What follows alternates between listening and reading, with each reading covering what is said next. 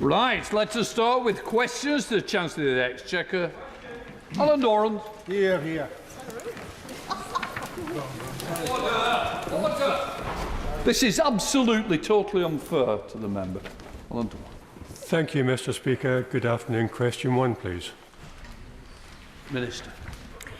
Thank you, Mr. Speaker. And with your permission, I'd like to answer this question with numbers 19 and 21. The OBR expect UK living standards to grow in all years of the forecast period. Mr. Speaker, the Building Societies Association described the housing market as broken, with first-time buyers facing the toughest housing conditions in 70 years to buy a home. With the IMF projecting interest rates to be around 5% for the remainder of the year, and the government rejecting the SNP's call to reinstate mortgage interest relief, does the Chancellor anticipate any relief for first-time buyers in the near future? Minister. Mr. Speaker, the honourable gentleman will know that the Bank of England is independent, but the good news is that the OBR expect inflation rates to fall to near target in the very near future. Marion Fellows. Thank you, Mr. Speaker. To relieve bad debt, the Warm This Winter campaign has found that households will have to pay an additional £1.3 billion to help energy companies recover bad energy debt. What assurance can the Minister give that this extra charge will be passed on to indebted customers to alleviate their debt burden, rather than just being allowed to alleviate debt for energy companies? Minister.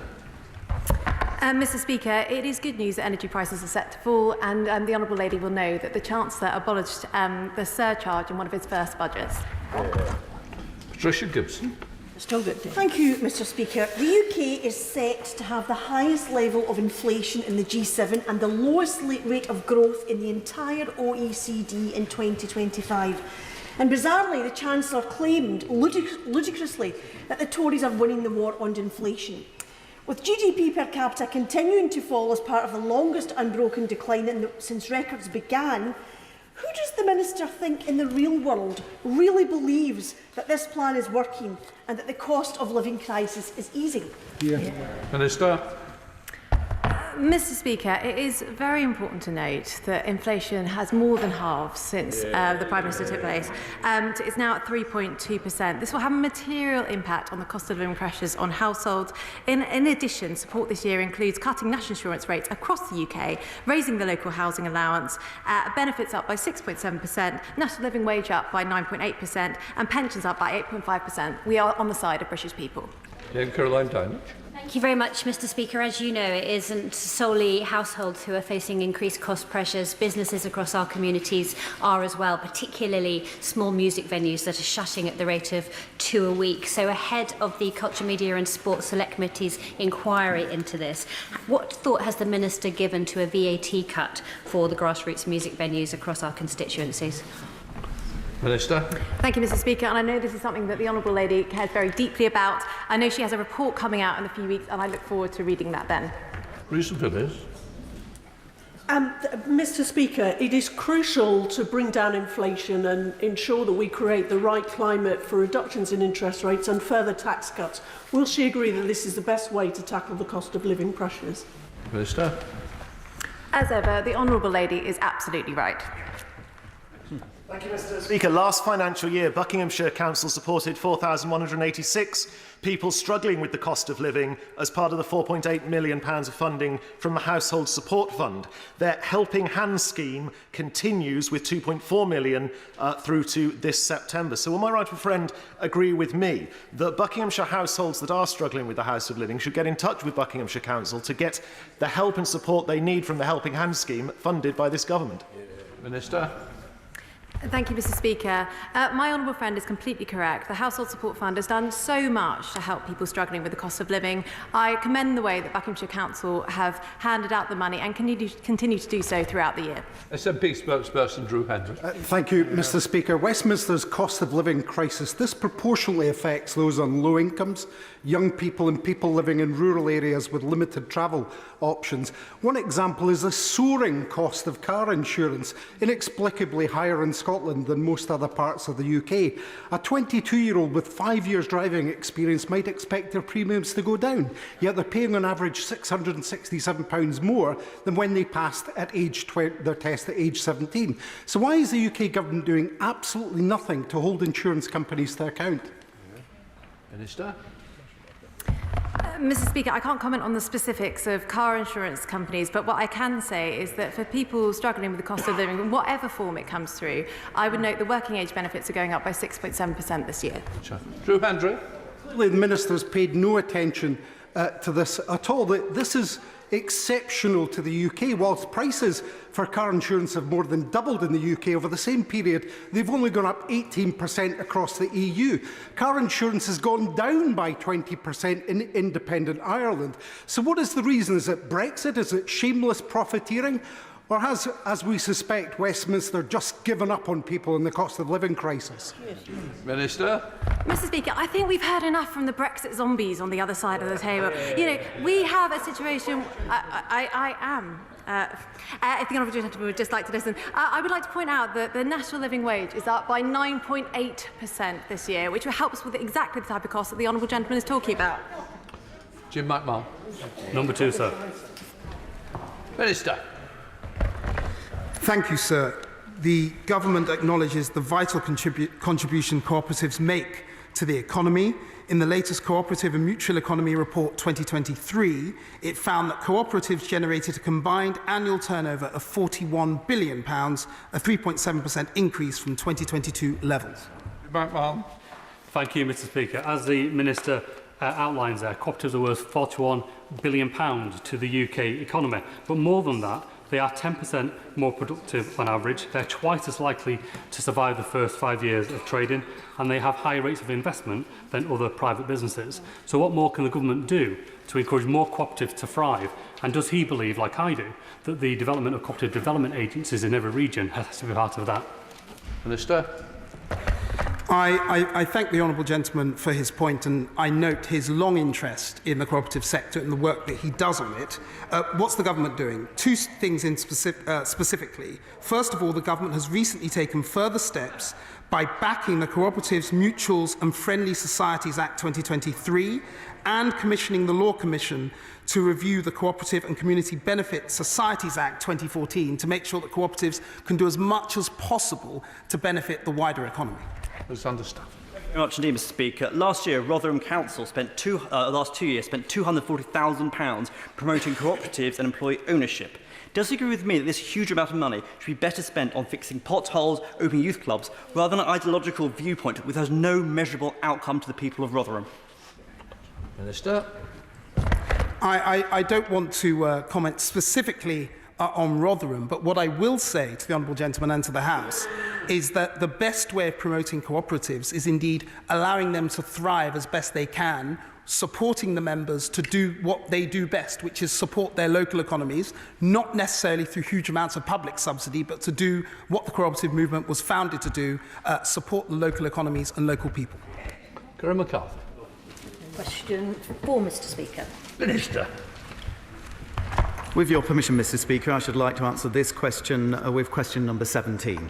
Thanks to the combination of national insurance cuts and above-inflation increases to thresholds since 2010, an average worker on £35,400 this year will pay over £1,500 less in personal taxes than they otherwise would have done. And in addition, maintaining fuel duty rates, for example, represents a further £13 billion benefit to households over the 3 years since its introduction.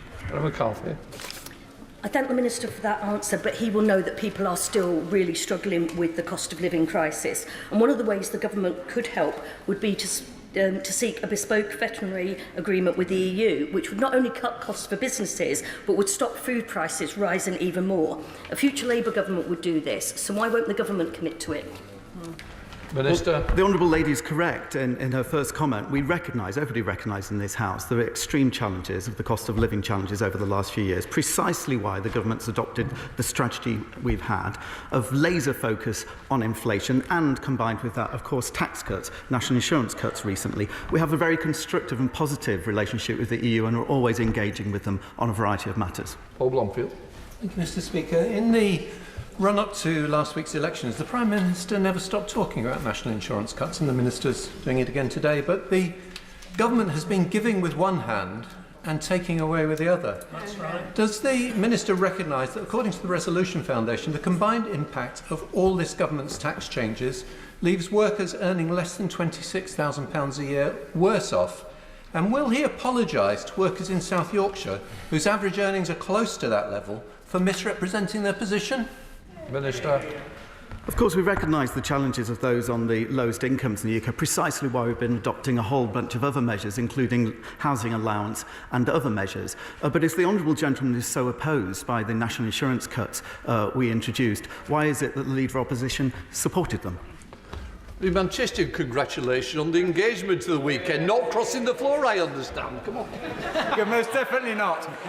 Most definitely not. Mr. Speaker, it's just been said that there is a real challenge to the cost of living, and that is absolutely correct. And one key part of that is with regards to the war in Ukraine, and with regards to the real challenges on the energy supply for the United Kingdom. And that's a former minister who applied sanctions on Russia and looked at the oil price cap. We need to make sure that what happens in Ukraine is offset with regards to actions that Russia is accountable for and the cost of living. What I mean by that is the US has introduced seizing Russian assets to pay for reconstruction of Ukraine, and therefore the UK should do that, and that would help the burden on the UK economy and taxpayers. I think the tax policy will answer that. Thank you, Minister. Always a pleasure to see my honourable friend in his place in the House. He's raising a whole variety of really important issues, and I think we'll recognise that that is precisely why we work across government with multiple departments involved, in particular as it relates to sanctions, because the impact of the invasion of Ukraine has been incredible around the world, not just in the UK. But as I said, I think that everybody in this House should welcome the fact that because of the actions this government has taken, of course the Bank of England and other measures, inflation is now falling and soon to hit target. Minister James Murray. Mr. Speaker, the Conservatives' decisions in this Parliament mean the average family will face a tax bill that is £870 a year higher. Pensioner taxpayers will pay £960 a year more. To quote the director of the Institute for Fiscal Studies, this remains a Parliament of record tax rises. Higher taxes, squeezed living standards and weaker public services. Does the Minister understand why the country has lost confidence in the Conservatives when that is their legacy? There are many people in this country who will remember the abysmal performance economically of the last Labour government, when the tax-free allowance, for example, was £6,475. It's now £12,570. Over 1.5 million people have been taken out of paying income tax altogether. We have a focus on this side. Now the economy is turning. We want to put more money back into people's pockets. That's exactly what we are doing with the national insurance cuts and other measures, and I'm surprised, Honourable Gentleman, doesn't welcome that. John Penrose. Question number 5, Mr. Speaker. Chancellor. Thank you, Mr. Speaker. Improving public sector productivity is a major focus for this government, which is why I announced £4.2 billion of funding to make our public services more efficient in the budget. Penrose. Mr. Speaker, as a former health secretary, my right honourable friend will know how evidence-based medicine transformed health productivity, systematically cutting out ineffectual treatments and replacing them with ones that worked better. Using the Evaluation Task Force and the What Works Centres to do the same for other public services, from back-to-work programmes to prisoner rehabilitation or early interventions for supported families, those could be the productivity-improving silver bullet that he needs. Can I urge him to beat a path to their door? Chancellor. Well, he's right to talk about the What Works programme, which has delivered over 500 trials and is recognised internationally. And he talked about the NHS. There are some very good examples in the NHS of what actually is working, including the NHS app, which is now used by 75% of NHS patients, including 17,000 over 90s. So let no one assume that older people are not internet savvy. Clive Efford. Mr. Speaker, £8.7 billion was wasted on defective PPE during the COVID crisis, much of it paid to people associated with the Conservative Party. You didn't have to be a Conservative Party member to benefit from the fast track, but it didn't help. So what was the Chancellor doing to get public money back from those people who sold this defective equipment to the NHS? And doesn't it just show that we can't trust the Tories with public money?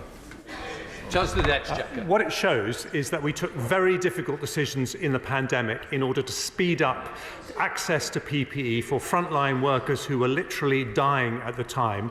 But there should be no hiding place whatsoever for anyone who commits fraud on taxpayers, which is why there have been over 100 arrests. So the Minister Darren Jones. Thank you, Mr. Speaker. The only productivity improvement we've seen from this government is the awarding of wasteful contracts. On top of all of the PPE waste that my honourable friend has just referred to, there is still £1 billion worth of unresolved PPE contracts that this government awarded, which have not been delivered on. But only one of them, PPE MedPro, is facing legal action. Why is the government not taking legal action on the other companies that have not delivered on their contract to the members of the public? Chancellor. Let me be clear. There is absolutely no hiding place for anyone, whether they are connected to the Conservative Party, the Labour Party or any other party. If they have defrauded the taxpayer, we will go after them. Sorry. I thank the Chancellor for his answer. He says he's making progress and that there's no hiding place, but this money belongs to our public services. The government knows that these contracts haven't delivered, but they won't reveal the names of the companies and the contracts that have not delivered. If there's no hiding place, why would the Chancellor not name them today? Chancellor. Because we are taking legal action, and as he knows full well, when you're taking legal action, that is information that belongs to the police. Thank you, through. Question number 6.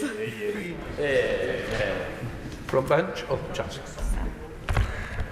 The spring budget delivered personal tax cuts, including to national insurance, for 29 million workers. I mean, someone on an average salary has the lowest effective personal tax rate since 1975 and the lowest effective tax rate of any G7 country. Thank you, through. Thank you, Mr. Speaker. Whilst responsible tax cuts such as the £900 reduction in national insurance contributions are completely welcome, would my right honourable friend update the House on when we can expect VAT to be abolished on high-factor sunscreen, a measure which would not only help protect more people from one of the leading causes of preventable cancer, but also could save the NHS approximately £55 million? Chancellor. Well, I thank the Honourable Lady for her question, and we've talked about this issue on many occasions. She will know that high-factor sunscreen on NHS prescriptions is on the NHS prescriptions for certain conditions, and it is VAT-free when dispensed by a chemist. I should say to her, with my Chancellor hat on, that we have had £50 billion of requests for VAT relief since Brexit. It's great to have the freedom to make those changes, but we also have to be honest about the trade-offs. And in particular, we want to make sure that if we do any of these reliefs, the benefits are actually fed through to consumers. Sammy Wilson. Thank you, Mr. Speaker. This weekend I spoke to a constituent who has invested heavily in a restaurant in my constituency over the last 15 years. He was in desperation because his business, like 2 other businesses which were already closed in the town, is being crushed by VAT, by business rates, by increases in corporate taxes, and he finds that he can no longer sustain a business which has become the love of his life. Does the Chancellor realise that the tax burden which he's imposing on small and medium-sized businesses is crushing this economy? What I would say to the Honourable Gentleman is we are doing everything we can to support small businesses, and businesses like the one he mentions have received now for 2 years in a row a 75% discount on their business rates. That's a massive leg up for businesses who are recovering from the pandemic. And we've made sure that any increases in corporation tax only apply to larger businesses. But there is only one major party in British politics that wants to bring down the tax burden for businesses, and it's the Conservative Party. Chris Loader. Thank you, Mr. Speaker. Question 7. Minister. Thank you, Mr. Speaker. In 2020, the Treasury undertook a comprehensive review of the Green Book and how it's used in practice and made several changes as a result. We regularly update the Green Book to ensure it remains fit for purpose, and we published a further technical update in 2022. Chris Loader. Can I thank my right honourable friend for her kind answer? She will know that representing a rural constituency such as Dorset in the southwest of England, it is important to me and to my colleagues in the region to make sure that the government takes due consideration for the South West when it comes to allocating funds and investment opportunities to it. We have typically seen the Green Book has not adequately allocated funds in favour of Dorset and neighbouring counties, and I wondered what steps that my right honourable friend will take to help make sure that we correct this issue. Minister. Mr. Speaker, my honourable friend is, as ever, a brilliant advocate for his local area. I note that West Dorset is getting £4.4 million from the UK Shared Prosperity Fund. The wider Dorset area is benefiting from a range of other significant investments, including the £9.7 million from the Future High Streets Fund. But I'm happy to meet the honourable gentleman to discuss this matter further. Jim Shum. Thank you, Mr. Speaker. Like the honourable gentleman for West Dorset, I also represent a rural constituency, and for me it's Strangford, which is the reason why I'm here and the reason why I want to represent it as well.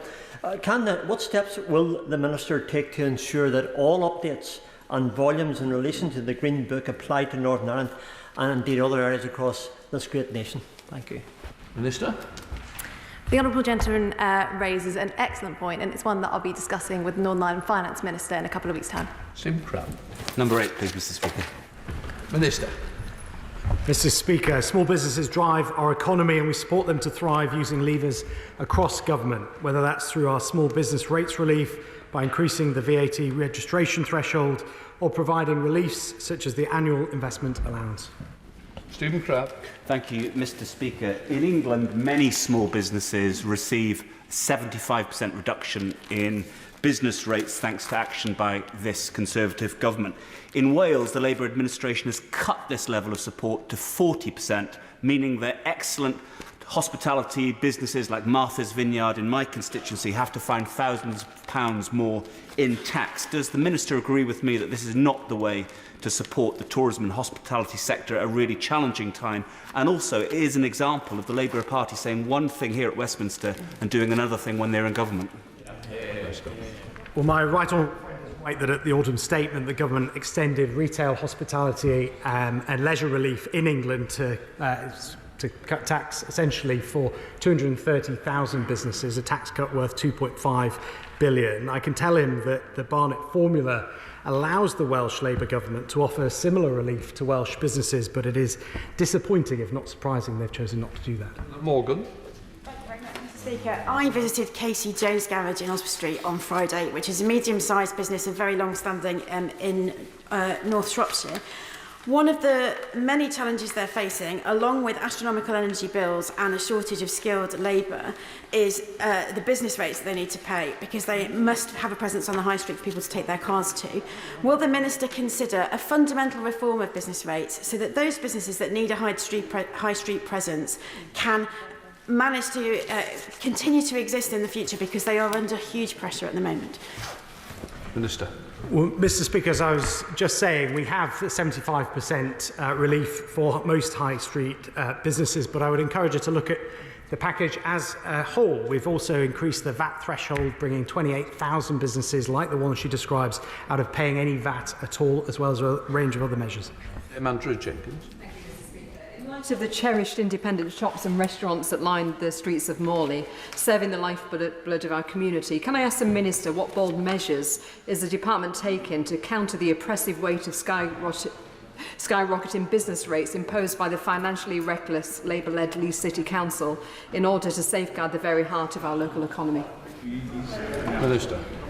Well, she's a great champion of all businesses in Morley and across Leeds, and I know that because I've seen it firsthand. I would point out to her as well that this government has reduced taxation on small businesses. We've increased the VAT threshold. We've got a 75% rate relief for retail, hospitality and leisure businesses, as she alluded to. But it is this Conservative government that is on the side of hardworking people and businesses across Morley and around the country. We're Hobbs. Mr. Speaker, in the last decade, more than one music venue closed every week, including Moles in Bath. This has resulted in the loss of 4,000 jobs, 1,400 and 250,000 events, over 190,000 performance opportunities, £9 million of income for musicians, and 59 million in lost direct economic activity. What is the government doing to support small music venues? Minister. Well, we're doing a lot, Mr. Speaker. We're increasing the VAT threshold. We've got a rates relief package. The recent spring budget was one of the biggest packages supporting our cultural industries that this country has ever seen. I would encourage her to look at that. Liz Twist. Question 10, Mr. Speaker. Sorry, I do apologise. Shadow Minister Tulip Siddiq. Thank you, Mr. Speaker. Since 2022, almost 400 communities have lost their local bank branch, which has had a devastating impact on local and small businesses. Despite witnessing the decline of the British High Street, the government has been dragging its feet on rolling out banking hubs which would help local and small businesses. So could I ask the Minister, will he finally back the Labour Party's plans to provide a banking hub in every community that needs one?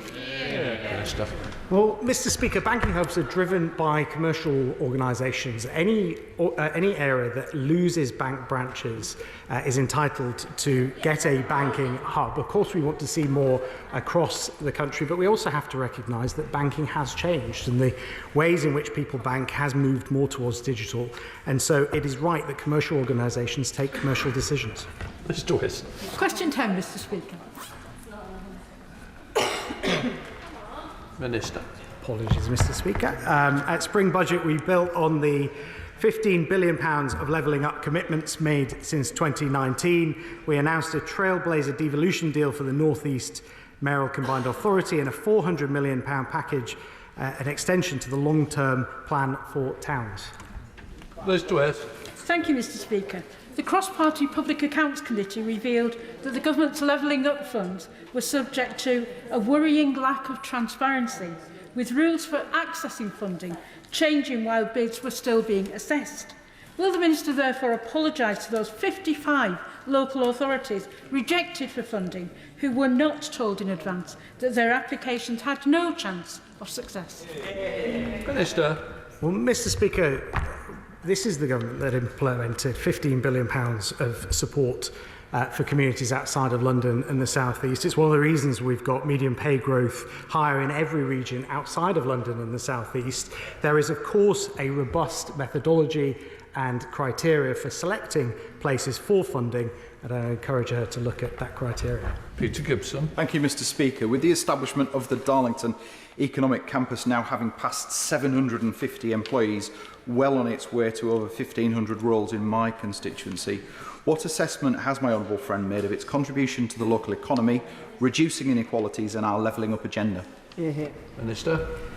Well, the Darlington Economic Campus is an important part of this government's operations. It's an important part of our government estate, but it's also important to the people of Darlington, not just the jobs that it has created. But this builds, of course, on the back of significant funding on my honourable friend's watch, £22 million town deal, £6 million part of the Shared Prosperity Fund, like I said, all on his watch, and one of the reasons why the people voted to elect Ben Houchin just the other day. Emma Hardy. Thank you, Mr. Speaker. Regional inequality may be made worse by my constituents facing having to pay again for funeral plans after they were sold fake funeral plans by legacy funeral directors. Many simply can't afford to pay for those plans again, and instead of having the funeral that their families wanted for them, instead will only be able to have the free service being offered by the council. Does the Minister agree that the bank should offer more discretion when looking at victims of fraud, and will he meet with me to discuss this specific case further? Minister. Mr. Speaker, I'm very sorry to hear of the circumstances which she describes. My honourable friend, the Economic Secretary, whose portfolio this sits, will be with her. Vickers. Thank you, Mr. Speaker. For many years, it's been coastal communities that have suffered economic inequalities, and we all know that the best way of changing that is to create the conditions for investment and the jobs that go with them. Despite the good work that the government have done, we still need more funding in areas such as Cleethorpes. Could the Minister outline what plans the government may have for bringing forward further schemes in the near future? Minister. Well, Mr. Speaker, it's right to acknowledge that funding has gone in. I completely appreciate the specific challenges that coastal communities face, but it's important to look at the package of measures to level up, not just the funding in things like the Shared Prosperity Fund, Levelling Up Fund and Towns Fund, but the devolution deals, the 13 devolution deals, 13 investment zones, 12 free ports. These are all packages and measures that will help areas like his, but I'll always keep his area in mind. Blake Drummond. Question number 11, please, Mr. Speaker. Chancellor. With permission, Mr. Speaker, I'd like to take this with question 18. Over the last 2 years, cost of living support has totalled £96 billion, or an average of £3,400 per household. As a result, living standards, which were predicted to fall 2% last year, rose by nearly 1%, and we're on track to reach pre-pandemic living standards 2 years early. Thank you. I welcome the support that the government has provided throughout COVID and the recent energy crisis for my constituents in Mearn Valley. Thank you. It's made a huge difference to people's domestic budgets. But now inflation is falling and the economy is improving, can we look forward to the government's continued support with a range of fiscal steps, including cutting taxes?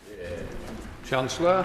We can absolutely do that, and I want to thank my honourable friend for pointing out that the biggest single thing we can do to help people with cost of living pressures is to bring down inflation. And that seems to be something that escaped the Shadow Chancellor this morning when she said it wasn't a big deal to get inflation down to its target. It is a very, very big deal for families facing a cost of living crisis. And she needs to know that inflation falls by design and not by accident. Nadia Whitty. Thank you, Mr. Speaker. Mr. Speaker, the Chancellor can talk all he wants about inflation falling, but this is little comfort to my constituents who are still struggling to make ends meet. That's right. Even with the national insurance cuts, annual post-tax earnings for the average family remain on course to be £380 lower at the start of 2025 than they were in 2021, a gap not predicted to close until 2029. This means yet more years of lost wage growth. So when will the government get serious about tackling the low-wage, insecure work that it has allowed to become the norm in this country? Chancellor. Could I suggest, if she really thinks that inflation falling from 11% to 3.2% is little comfort to her constituents, she might want to talk to a few more of them, because actually it is the biggest single thing that we can do to deal with cost of living pressures. And if she says, what are we doing to tackle the scourge of low pay, we've abolished it by raising the national living wage to £11.44 this year alone. For someone working full-time, that will mean an increase in their pay of £1,800. Now come to Vicky Foxcroft. Question 13, Mr. Speaker. Chancellor. Thank you, Mr. Speaker. On the 9th of June 2023, the Ministry of Justice launched a programme to raise awareness of the Mental Capacity Act 2005 in relation to how and when to access child trust funds. The first part of this programme is a new toolkit. The Ministry of Justice will continue this programme of work to raise awareness of how to obtain legal authority to access a child trust fund for which a court fee waiver is available.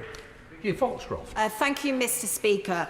The only way for parents of young people without capacity to access their child trust fund is through a deputyship order. After consulting on the introduction of a mental capacity small payment scheme, which would allow a suitable person temporary access to release the funds, ministers opted not to legislate and instead introduce a toolkit, as said. Now, over 80,000 young people in England and Wales remain locked out of their child trust fund. So would the minister agree to go and look at this again? Minister.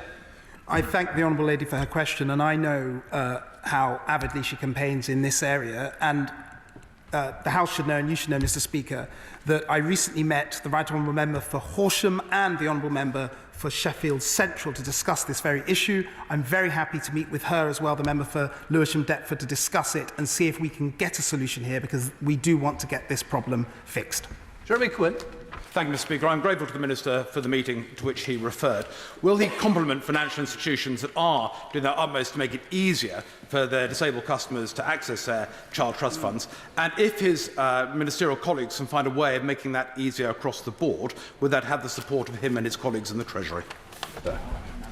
I thank my right honourable friend, and indeed, working with not just the Ministry for Justice but the Department for Work and Pensions is key in order to deliver this, but also working with the FCA to ensure that any financial institution that does the right thing, as he alludes to, doesn't somehow lose out or or faces any regulatory issues. And that is indeed something which has the support of me and the Treasury, and will work across government to get this right.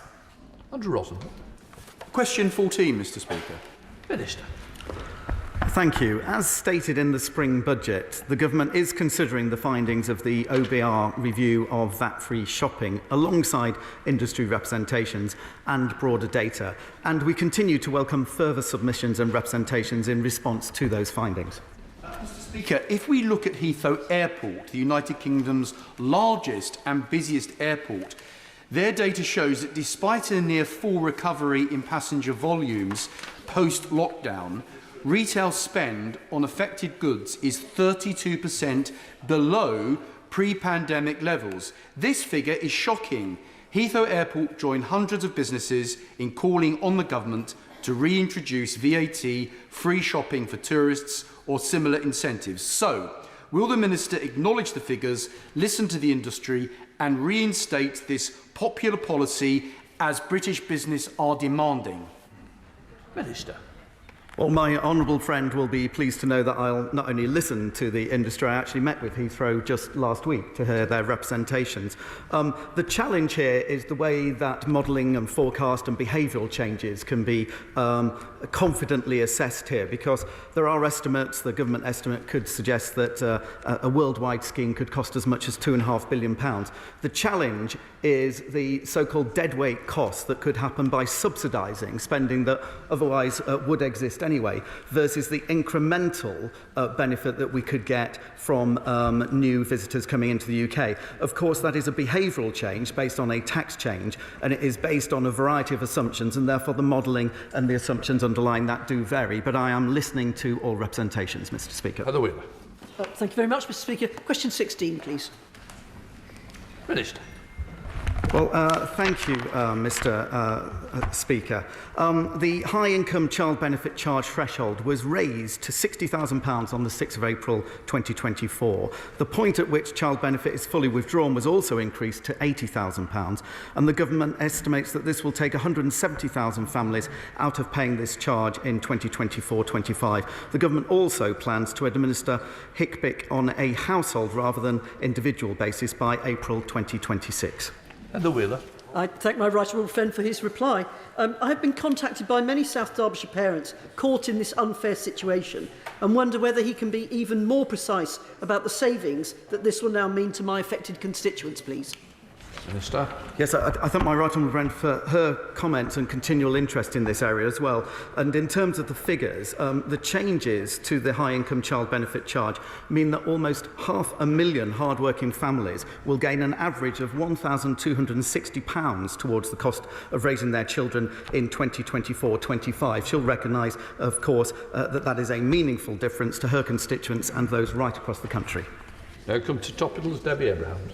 T1, Mr. Speaker, please. Chancellor. Thank you, Mr. Speaker. The Shadow Chancellor often likes to ask what's improved over the last 14 years, so I thought I would update the House on some of the latest statistics about the British economy. According to UN conference data, we have now overtaken France, the Netherlands and Japan to become the world's 4th largest exporter. The IMF say that we will grow faster over the next 6 years than France, Italy, Germany or Japan.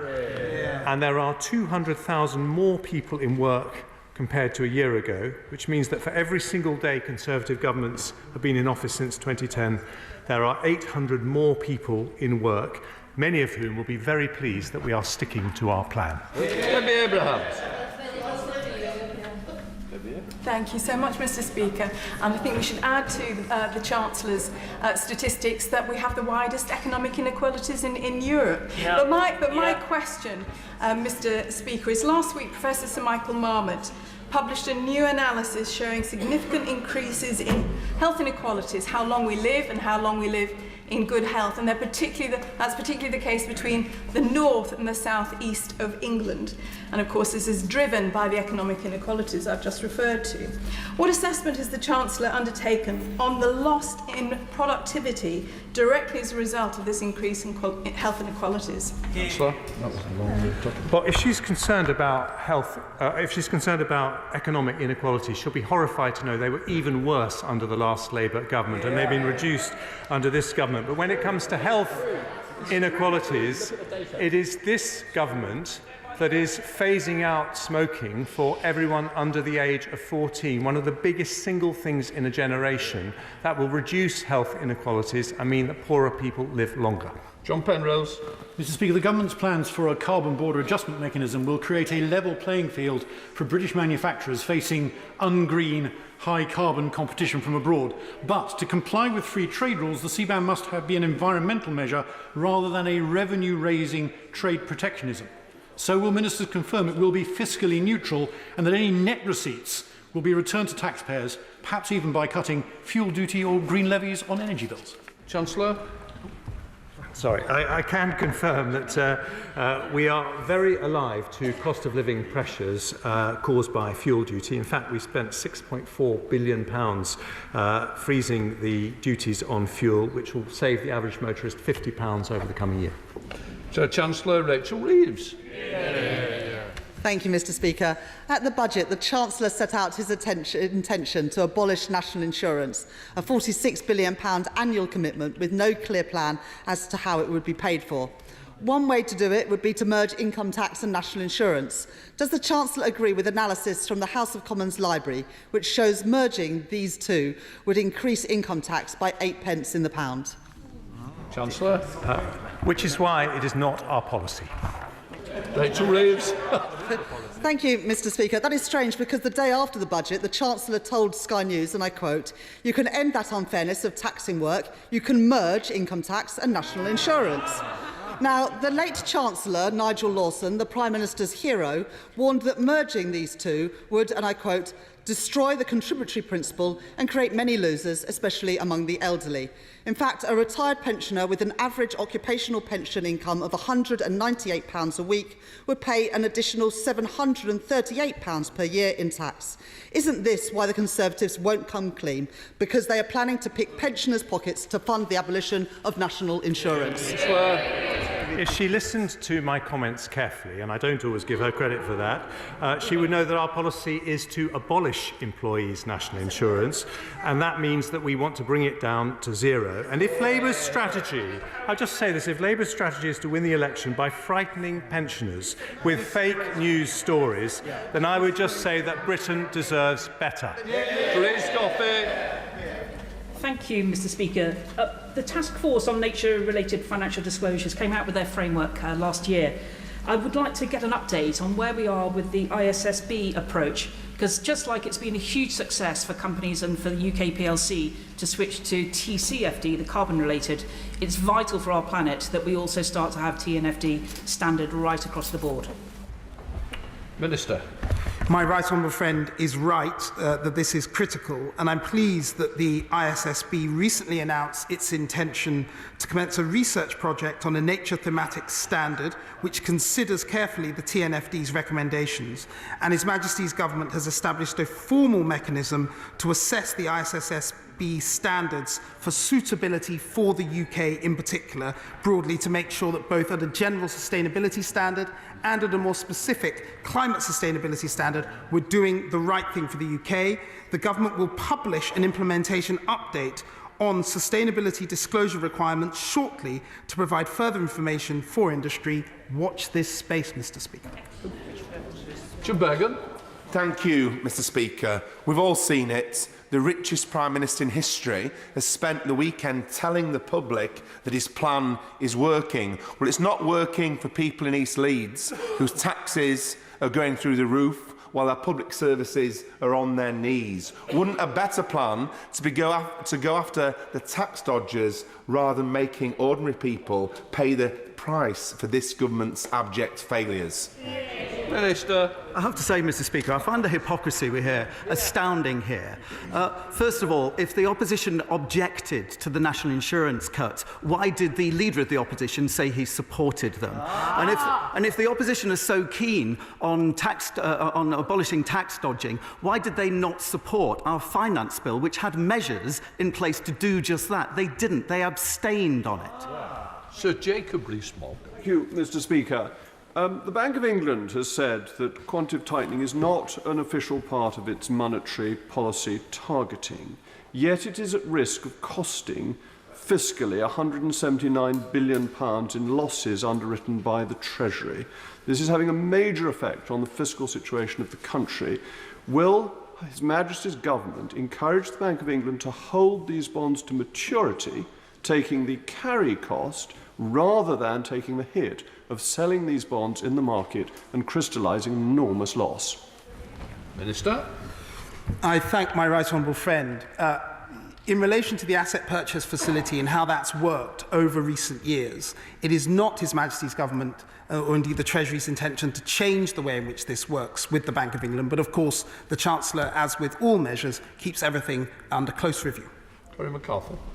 Thank you, Mr. Speaker. According to the Bank of England, a typical family remortgaging this year will pay £240 a year more in mortgage payments. Does the Chancellor accept that even if the bank cuts rates, those homeowners will still be paying a penalty because this government crashed the economy? Chancellor. What I would say to those families is that the most damaging thing of all is to have inflation at 11%, and now we've reduced it to 3.2% and indeed expect it to go lower. Interest rates are starting to fall, and if she's worried about families in her constituency, she might be extremely worried by the Shadow Chancellor saying that if interest rates fall, it's somehow not a big deal. It really is. David Mundell. Thank you, Mr. Speaker. Can I encourage my right honourable friend, the Chancellor, to revisit his decision to change the tax arrangements of furnished holiday lets in rural constituencies such as my own? These businesses make an important contribution to the local economy, provide jobs and enhance the tourism offering. Indeed, they stop depopulation rather than adding to it, and his decision is creating much concern amongst those who operate such businesses. Minister. Yes, of course, we recognise the important role that FHL's furnished holiday lets play in the ecosystem, the tourism ecosystem, right across the country. The problem was there was not a level playing field with long-term lets. So what we're doing is making sure that the benefits, and there will continue to be tax incentives and benefits from letting, but they need to be on par with short-term and long-term lets. Thank you, Mr. Speaker. The consistently high price of fuel is driving drivers to dig deep and just to go about their daily business. With a rise of 10p reported since the start of the year and an average cost of filling a family car now £82.50, what efforts will this government make to help those in my rural constituency and across the United Kingdom who have little or no access to public transport and are dependent on their vehicles for work and family life? Minister. Mr. Speaker, she's entirely right, which is why we've frozen fuel duty at the last fiscal event, a measure that cost £6.5 billion and will save the average driver £50. Mr. Speaker, could I place on record my thanks to the Chancellor, where in his budget he devoted funds to Bournemouth for a police violence reduction unit.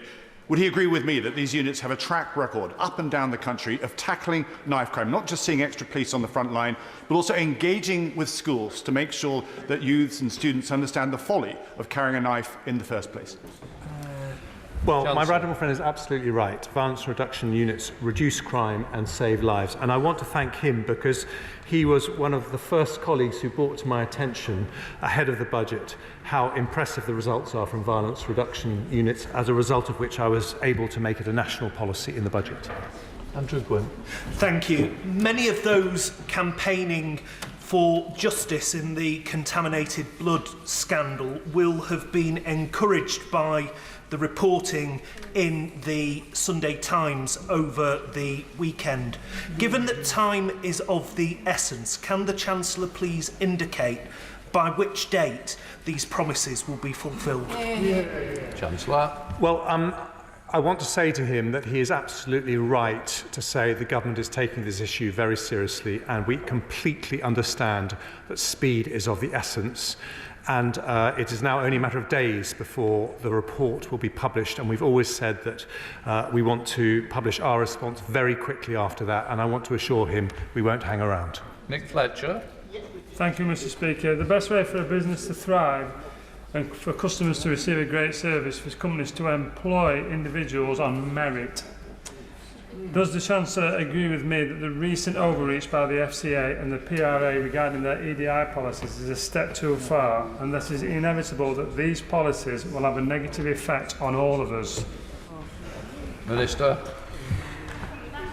My honourable friend makes an important point, and I think it's important that the FCA bears in mind that its core focus on conduct and regulation should not be, they should be distracted from that by things that are more marginal for the people, for the businesses that they oversee.